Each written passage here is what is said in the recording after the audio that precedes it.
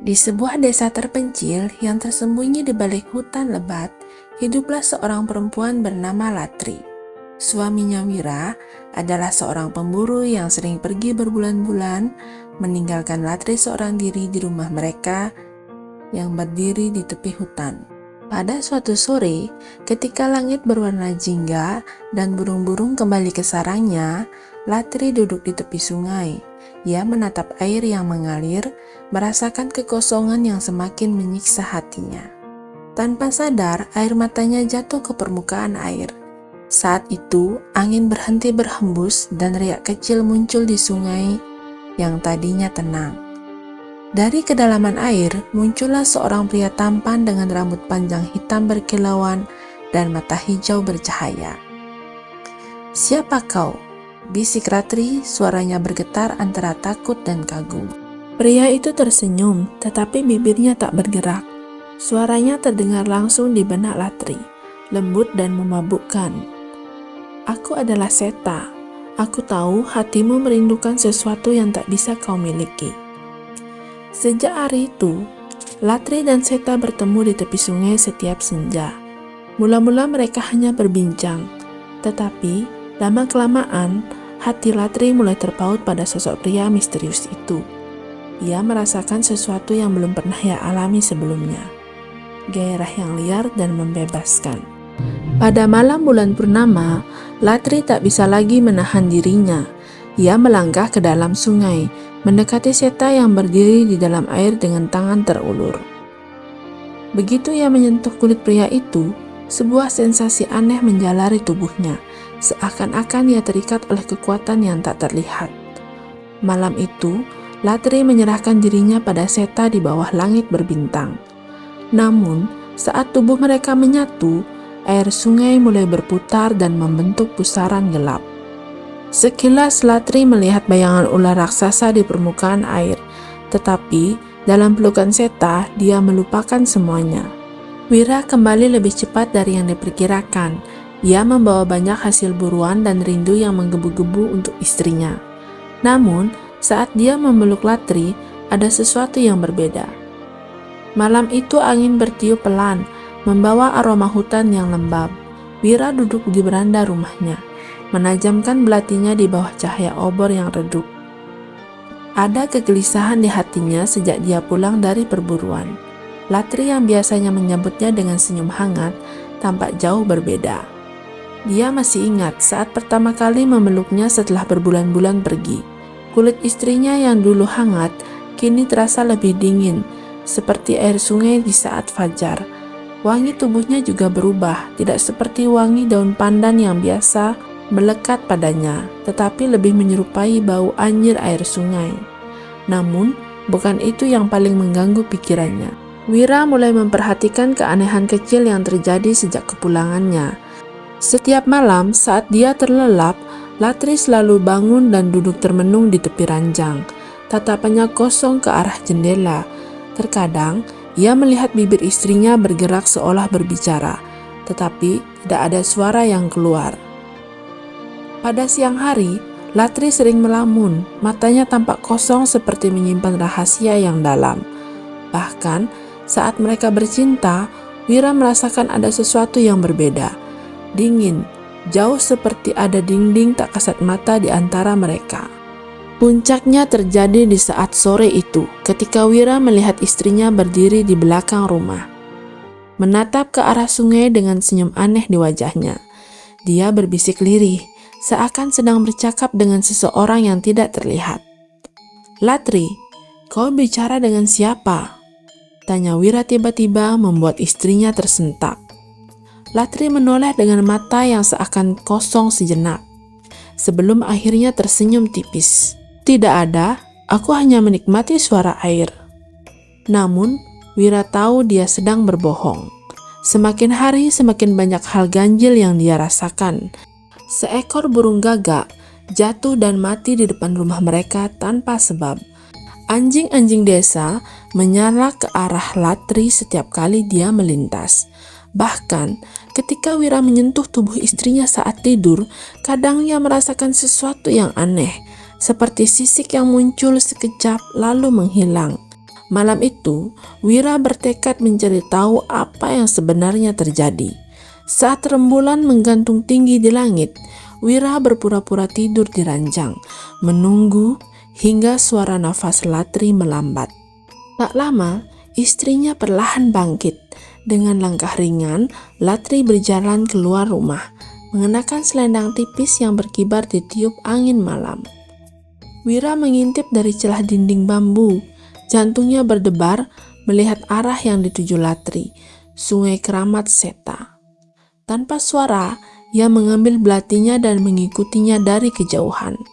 Langkahnya semakin pelan saat ia mendekati tepian sungai, bersembunyi di balik semak-semak yang lebat. Dari tempatnya berjongkok, Wira melihat sesuatu yang membuat darahnya berdesir. Di tepi sungai, air mulai beriak meski tak ada angin.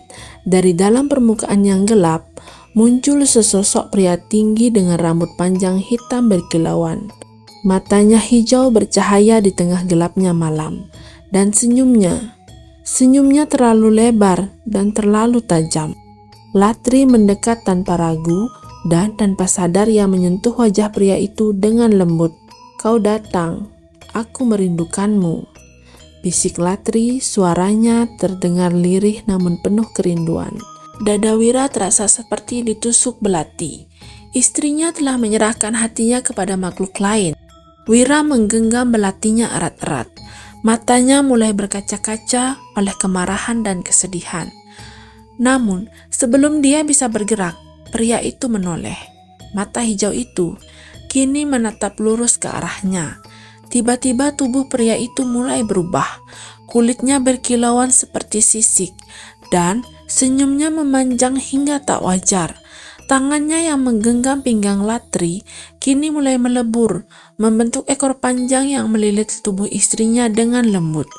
Dalam sekejap, Wira menyadari siapa makhluk itu. Seta bukan manusia, ia adalah naga Seta, penjaga sungai yang dikeramatkan. Sebuah lolongan aneh terdengar, seperti desisan ular yang menggema di udara. Latri tersenyum, seakan ia telah menyerahkan seluruh jiwanya kepada makhluk itu. Hati Wira berkecamuk antara amarah dan kesedihan. Ia tahu ia harus bertindak sebelum semuanya terlambat. Dada Wira bergemuruh oleh emosi yang bertabrakan, pengkhianatan, amarah, dan ketakutan yang menyusup ke tulangnya. Matanya tak lepas dari pemandangan di hadapannya. Istrinya yang dulu ia cintai dengan segenap jiwa, kini berada dalam pelukan makhluk yang bukan manusia. Tangan Wira bergetar menggenggam belatinya. Ia harus bertindak sekarang, sebelum semuanya terlambat. Dengan langkah cepat dan sunyi, ia keluar dari persembunyiannya dan berteriak, "Latri!" Latri tersentak. Matanya melebar saat melihat suaminya berdiri di sana. Matanya penuh dengan amarah dan luka. Tubuhnya kaku sejenak, seolah baru tersadar dari mimpi yang buruk. Namun, naga Seta hanya menoleh dengan tatapan dingin. Ia tidak terlihat terkejut, seolah telah menunggu momen ini terjadi. "Kau bukan manusia." Suara Wira bergetar, belatinya terangkat. "Kau telah mencuri istriku, makhluk terkutuk." Seta tersenyum tipis. "Aku tidak mencuri siapapun." Suaranya dalam dan mengalir seperti air. "Aku hanya mengisi kekosongan yang kau tinggalkan." Wira menggeram. "Latri, pergi dari sana. Dia bukan manusia. Dia bukan yang kau pikirkan." Namun, Latri tetap diam. Ada keraguan di matanya, tetapi juga ada sesuatu yang lain. Keengganan. Melihat itu, amarah Wira meledak. Tanpa pikir panjang, ia melompat dan mengayunkan belatinya ke arah Seta. Namun, sesuatu yang luar biasa terjadi. Sebelum belatinya mengenai sasaran, udara di sekeliling mereka bergetar, dan seketika Wira merasakan tubuhnya seakan dihantam oleh gelombang air yang tidak terlihat. Ia terlempar ke tanah dengan keras. Dari tubuh Seta muncul sisik berkilauan, dan kedua matanya bersinar kehijauan. Ekor raksasa menggeliat di belakangnya, kini tak lagi menyamar sebagai manusia. Ia adalah penguasa sungai ini. Wira tersentak, tubuhnya terasa berat seolah tertarik ke dalam tanah. Ia berusaha bangkit, tetapi kakinya mulai berubah. Kulitnya mengeras, menyatu seperti sesuatu sedang mengubahnya dari dalam. Ia berteriak, tetapi suaranya berubah menjadi desisan panjang. Tangannya mengejang, matanya melebar ketakutan. Ia merasakan tubuhnya meliuk tanpa kendali. Seta menatapnya dengan sorot mata dingin, dan suaranya menggema dalam kegelapan malam. Kau yang telah melanggar keseimbangan pemburu, maka kau akan menjadi bagian dari sungai ini selamanya. Wira ingin berteriak, ingin memohon, tetapi ia tidak bisa lagi. Tubuhnya kini sepenuhnya telah berubah menjadi seekor ular hitam besar yang tergeletak di tanah, melata dengan ketakutan dan kebingungan. Matanya menatap Latri, berharap ia akan melakukan sesuatu. Namun, Latri hanya berdiri terpaku. Tangannya menutup mulutnya, tetapi air mata jatuh di pipinya. Seta mendekati Latri dan membelai wajahnya dengan lembut. Kini kau milikku selamanya. Namun, Latri justru mundur. Sesuatu dalam dirinya terasa hancur. Cinta yang ia rasakan sebelumnya kini digantikan oleh ketakutan dan penyesalan. Ia menatap suaminya yang telah berubah dan dadanya terasa sesak. Ia telah melakukan kesalahan besar, tetapi sudah terlambat. Tanpa berkata-kata lagi, Seta menggenggam tubuh Latri dengan ekornya, lalu membawanya masuk ke dalam sungai. Air sungai beriak, membentuk pusaran yang semakin membesar, sebelum akhirnya menelan mereka dalam kegelapan. Tak ada yang tersisa, hanya suara angin malam dan desisan panjang dari seekor ular hitam yang kini merayap sendirian di tepi sungai, mengawasi air yang tenang dengan kesedihan yang tak berujung.